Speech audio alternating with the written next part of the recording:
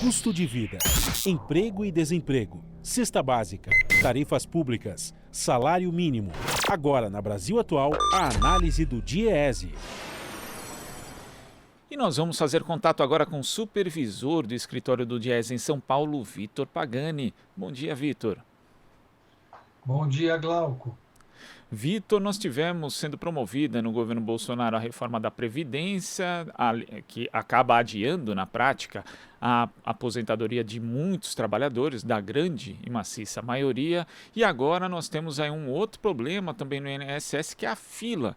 Hoje nós temos uma fila virtual de cerca de 2.800.000 trabalhadores e trabalhadoras que acabam esperando pelo pagamento de benefícios, sendo que desse total, Vitor, 1.800.000 poderiam já estar recebendo aposentadoria ou auxílio, mas estão na fila de espera há quase 2 anos e 1 milhão aguardam análise de recursos e revisão. Como é que você vê essa situação do INSS hoje, Vitor? Bem, Glauco, além da reforma da Previdência, né, que adiou a aposentadoria dos trabalhadores, né, o que fez com que a gente tenha que trabalhar mais, contribuir mais, para se aposentar mais tarde e receber um valor de benefício menor, o que a gente está vendo nesses últimos anos, desde 2016 principalmente, é uma desestruturação do INSS, né, que é o Instituto Nacional de Seguro Social, que é a instituição que garante, assegura, né, o acesso a esse direito social, né, ao serviço público, né, ao atendimento à população, aos trabalhadores, à previdência social e assistência social. Então, a gente vê, por um lado, a retirada de direitos e, por outro lado, a desestruturação da instituição que assegura o acesso a esses direitos, né? A gente vê a situação do INSS se degradando, né? Então tem um desmonte ali do Instituto, né? Que a gente percebe isso na falta de financiamento, né? E agora, recentemente, o Bolsonaro vetou, né, cortou quase R$ 1 bilhão do orçamento do INSS, né? Então, a gente tem hoje um instituto com falta de pessoal, né? Então, uma redução muito acentuada do número de servidores, né? E também com uma perspectiva de muitos servidores se aposentarem nos próximos anos e sem que haja a reposição, a substituição desses servidores, né? Então, não tem...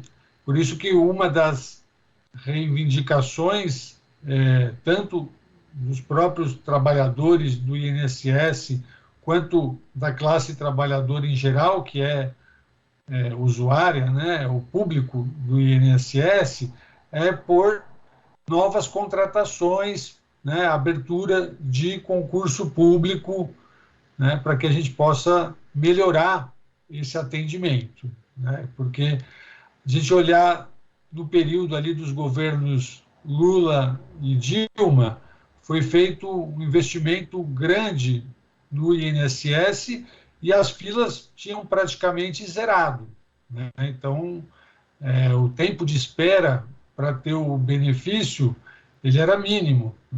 E o que a gente observa agora, né, com toda essa desestruturação do Instituto, é que as filas voltaram, né? Então tem um número enorme de benefícios represados, né? O tempo de espera aumentou, né? E isso tem um impacto social enorme, Glauco, porque, claro, o INSS ele é importante para toda a população, para todos os trabalhadores, mas ele tem um papel especial para o trabalhador rural, né?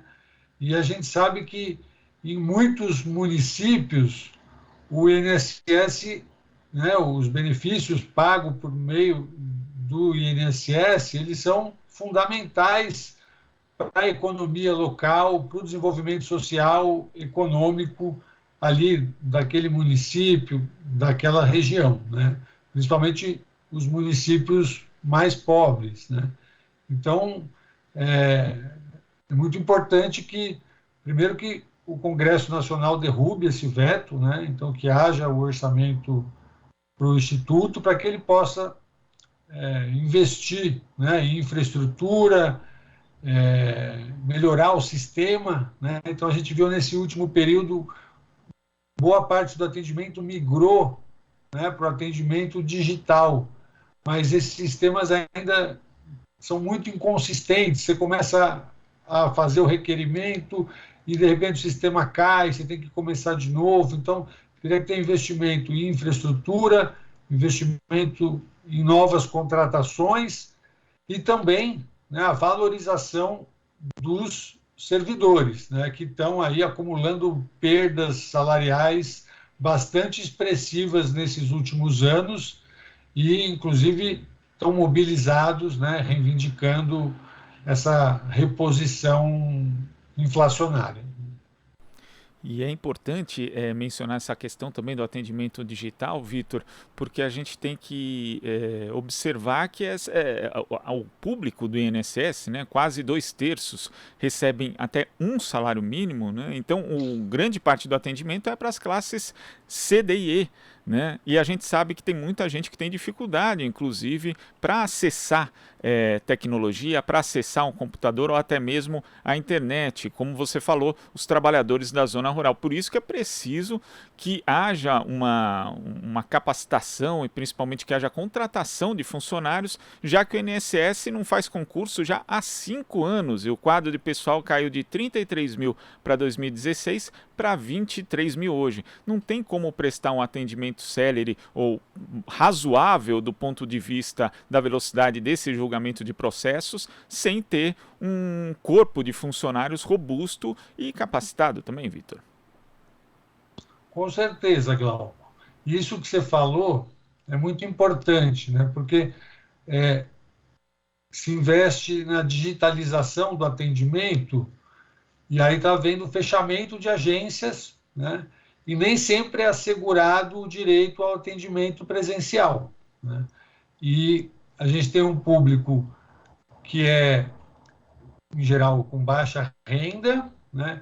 Boa parte dele de trabalhadores rurais, né? No interior, e com idade mais avançada, né? Então, nem sempre as pessoas conseguem fazer o autoatendimento de forma virtual, digital, né? Nem todo mundo tem o acesso à internet e tem a familiaridade, né, para conseguir resolver ali, não é tão amigável, então precisa ter um investimento nessa área e a manutenção das agências físicas, né, e do direito ao atendimento presencial, né? Então esse é um ponto fundamental, né? E precisa ter investimento em infraestrutura, né, em contratação de pessoal, em valorização de pessoal, porque não adianta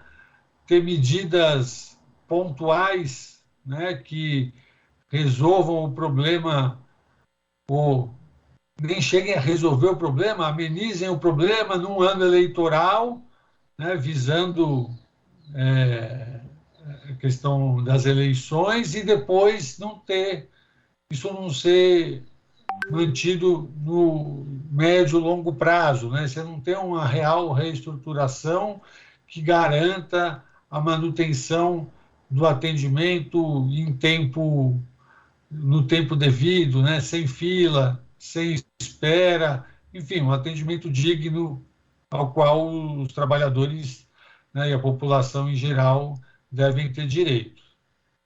E além disso, além dessa desestruturação e da própria reforma da Previdência, nós tivemos desde o governo Temer algo que foi mantido no governo Bolsonaro, que é a tal Operação Pente Fino, né, que em tese é para investigar supostas fraudes, né, em termos de recebimento de benefícios e auxílios, e é importante existir esse tipo de fiscalização, mas pelo que a gente viu e pôde acompanhar, muitas pessoas que tinham ali, muitos segurados que tinham o seu auxílio, o seu benefício, tudo da forma mais correta, acabaram tendo, por conta de uma investigação, o seu pagamento suspenso. E aí aquilo, né, Vitor, tanto essas pessoas que têm o pagamento suspenso como aquelas que estão na fila, por mais que depois possam receber o retroativo, nesse meio tempo passaram por agonia, passaram por angústia, porque às vezes a pessoa não tem outra fonte de renda, na maioria das vezes é isso, e tem que acessar empréstimos com juros altos, enfim, é algo que faz mal para ela, faz mal para a família, e é muito injusto, né, Vitor? Porque quando a gente vê gente que está com tudo correto e acaba tendo pagamento suspenso por uma dúvida que o INSS tem, nós percebemos que mudou de fato a orientação ali dentro do Instituto. Exato, Glauco. Tem uma orientação que vem em cima, né, que é de governo, para restringir o acesso aos direitos, aos benefícios, né? Então, a gente pensando para o futuro, tem que ter também um programa de qualificação dos servidores do INSS, né, para orientá-los a atender da melhor forma possível os segurados, né? Então, isso é algo que está na pauta também, né? Tem muito pedido negado, né, por problema de interpretação da documentação que é apresentada, de registro que vai mudando ao longo do tempo. Isso, principalmente entre os trabalhadores rurais, é bastante comum, né?